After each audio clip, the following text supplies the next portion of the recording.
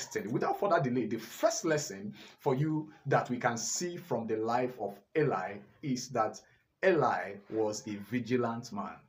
He was a man that paid attention to details. He was a meticulous man, and that is one of the things that every priest needs to do the work of the ministry well. Remember what the Bible said in 1 Timothy chapter 3, where the Bible was talking about the qualifications of a bishop. The Bible talks about the fact that he must be vigilant. If you take your time and read in that place, you will see. And so this man was vigilant. When he came into the temple and he saw Hannah praying, he was able to observe that this woman may be drunk.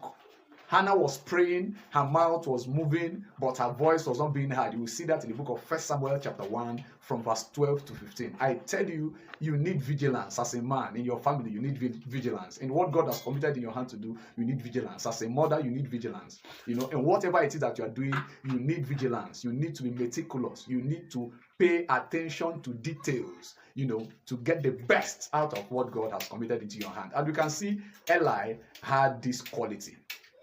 He had this quality. He was able to detect and, try to correct what may be going wrong. Can you remember on the 14th of April 2024, a woman came to Dunamis Church, to testify.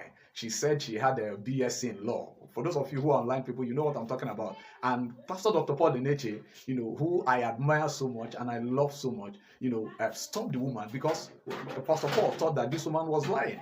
Will you say that Pastor Paul is a carnal person? No. But he was a vigilant man. He was so concerned, of the fact that lies must not be told on the altar of God.